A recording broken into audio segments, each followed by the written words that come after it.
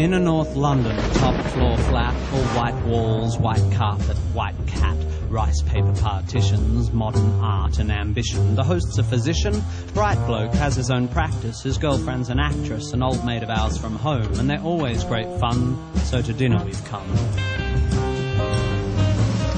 The fifth guest is an unknown. The hosts have just thrown us together for a favour, because this girl's just arrived from Australia and she's moved to North London and she's the sister of someone or has some connection. As we make introductions, I'm struck by her beauty. She's irrefutably fair, with dark eyes and dark hair. But as she sits, I admit I'm a little bit wary, because I notice the tip of the wing of a fairy tattooed on that popular area just above the derriere, and when she says, "I'm Sagittarian," I confess a pigeonhole starts to form, and is immediately filled with pigeon when she says her name is Storm. Conversation is initially bright and light-hearted, but it's not long before Storm gets started.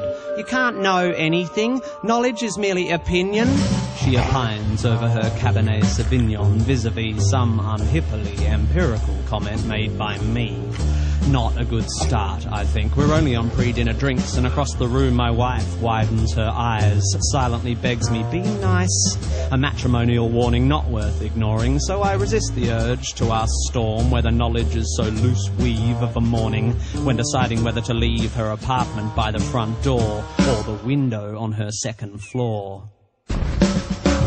The food is delicious, and Storm, whilst avoiding all meat, happily sits and eats as the good doctor, slightly pissedly, holds court on some anachronistic aspect of medical history, when Storm suddenly insists, "But the human body is a mystery. Science just falls in a hole when it tries to explain the nature of the soul." My hostess throws me a glance. She, like my wife, knows there's a chance I'll be off on one of my rare but fun rants, but I shan't. My lips are sealed. I just want to enjoy the meal, and although Storm is starting to get my goat, I have no intention of rocking the boat. Although it's becoming a bit of a wrestle, because like her meteorological namesake, Storm has no such concerns for our vessel.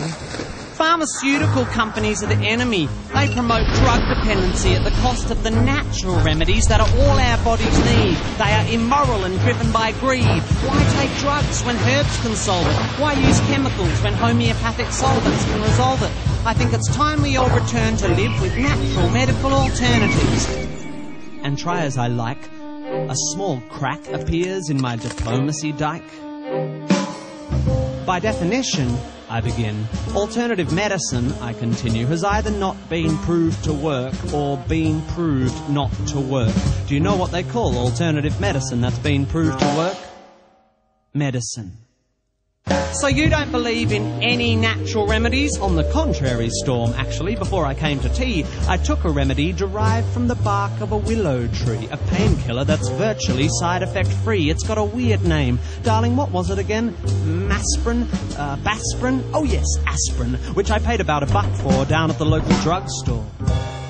The debate briefly abates as my hosts collect plates, but when they return with desserts, Storm pertly asserts, "Shakespeare said it first. There are more things in heaven and earth than exist in your philosophy. Science is just how we're trained to look at reality. It doesn't explain love or spirituality. How does science explain psychics, auras, the afterlife, the power of prayer?" I'm becoming aware that I'm staring. I'm like a rabbit suddenly trapped in the blinding headlights of vacuous crap.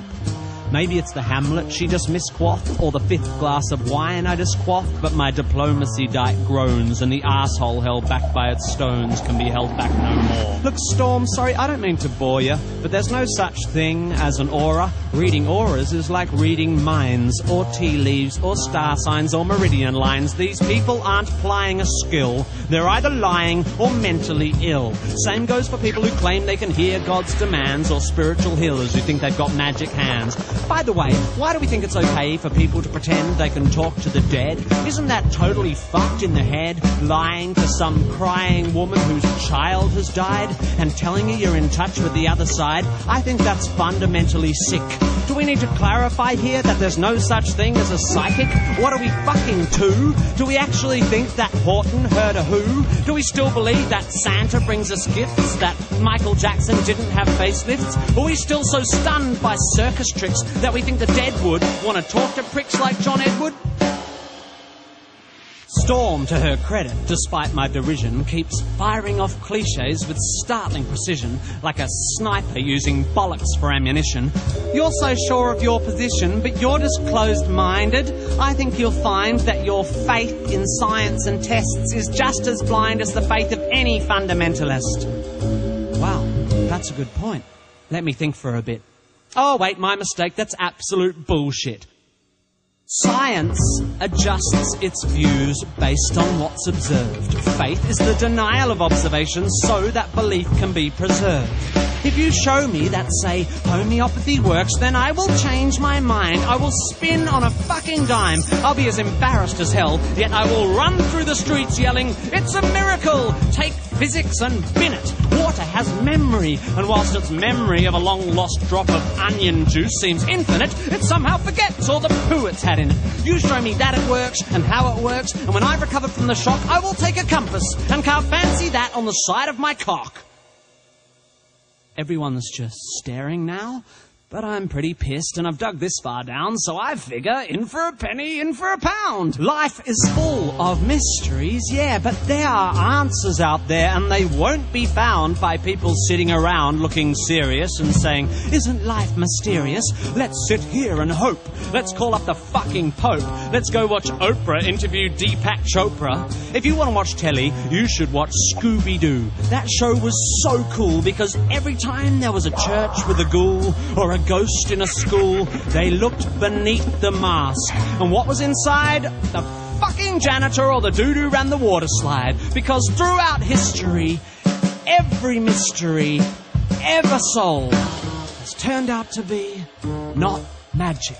Does the idea that there might be knowledge frighten you? Does the idea that one afternoon on Wikipedia might enlighten you frighten you? Does the notion that there might not be a supernatural so blow your hippie noodle that you'd rather just stand in the fog of your inability to Google? Isn't this enough? Just this world? Just this? Beautiful, complex, wonderfully unfathomable natural world? How does it so fail to hold our attention that we have to diminish it with the invention of cheap, man-made myths and monsters? If you're so into your Shakespeare, lend me your ear. To gild refined gold, to paint the lily, to throw perfume on the violet, is just fucking silly. Or something like that. Or what about Satchmo? "I'll see trees of green, red roses too." And fine if you wish to glorify Krishna and Vishnu in a post-colonial, condescending, bottled up and labelled kind of way, then whatever, that's okay. But here's what gives me a hard-on. I am a tiny, insignificant, ignorant bit of carbon. I have one life, and it is short and unimportant. But thanks to recent scientific advances, I get to live twice as long as my great-great-great-great-uncles and aunts. Twice as long to live this life of mine. Twice as long to love this wife of mine. Twice as many years of friends and wine, of sharing curries and getting shitty at good-looking hippies with fairies on their spines and butterflies on their titties. And if, perchance, I have offended, think but this and all is mended. We'd as well be 10 minutes back in time for all the chance you'll change your mind.